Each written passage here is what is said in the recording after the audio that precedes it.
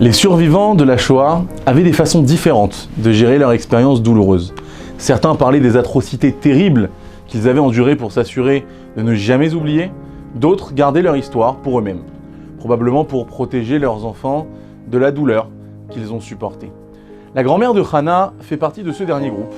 La seule fois où elle a entendu sa grand-mère parler de la Shoah était pendant un jour de Tisha B'Av qu'elle avait passé avec elle. Elle lui a raconté l'histoire de sa sœur, Esther. Esther est assise dans sa baraque à Auschwitz, perdue dans ses pensées. Juste 7 mois plus tôt, elle avait été une Kala rayonnante, une femme mariée, heureuse et épanouie. Mais en un claquement de doigts, elle a été transformée en une veuve misérable. Il ne lui reste rien de sa vie précédente, à part le précieux fœtus qui grandit en elle. Et elle se consolait en pensant « Au moins j'ai encore mon bébé, maintenant mon mari aura une descendance dans ce monde ». Mais cet espoir est de courte durée. Quand les codétenus d'Esther découvrent qu'elle porte un enfant, elles sont loin de partager son optimisme. Bien au contraire, elles préviennent Esther du grave danger qu'elle encourt.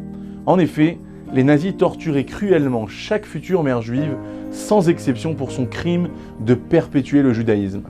Et après des heures de supplices interminables, ils tuaient la mère avec son enfant. L'une des femmes s'approche d'Esther et lui dit « On n'a pas le choix, il faut appeler le docteur ». Esther répond en tremblant « Mais pourquoi? Mais quel docteur ?»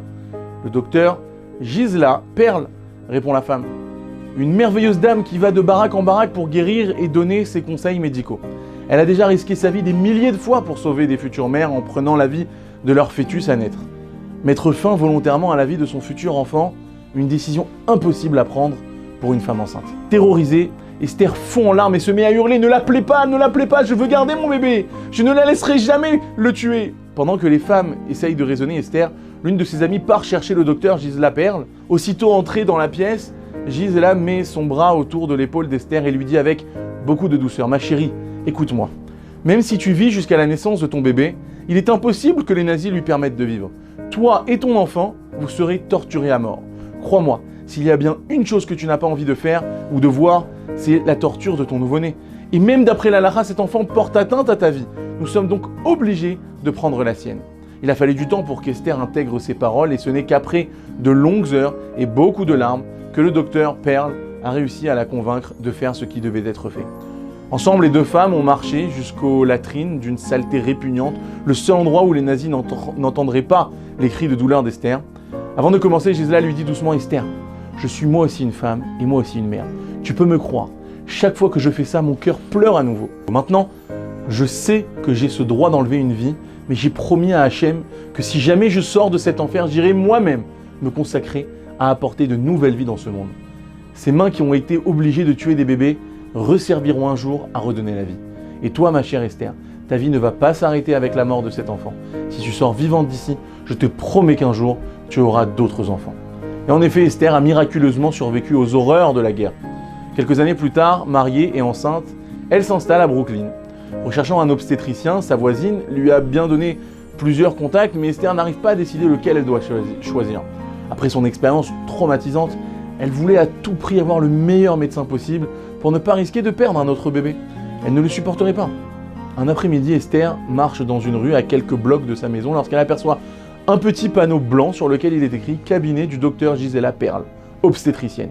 Le cœur d'Esther s'arrête de battre. Elle n'arrive pas à y croire. Serait-ce la même Gisela Perle qu'à Auschwitz?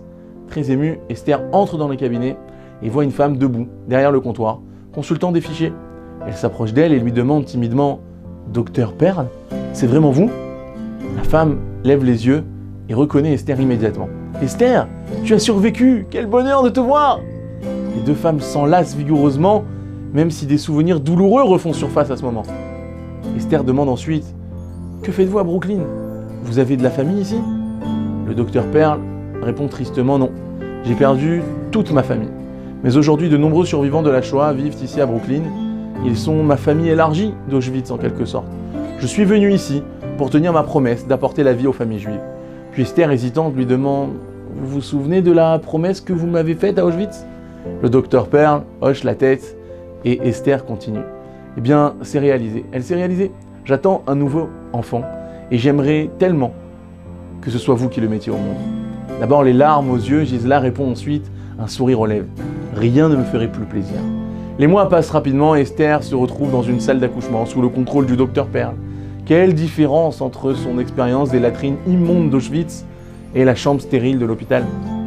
Lorsque le docteur Pearl fait naître un garçon en bonne santé pour une Esther éblouissante de bonheur, elle crie la phrase qui allait devenir son slogan. Une vie pour une vie.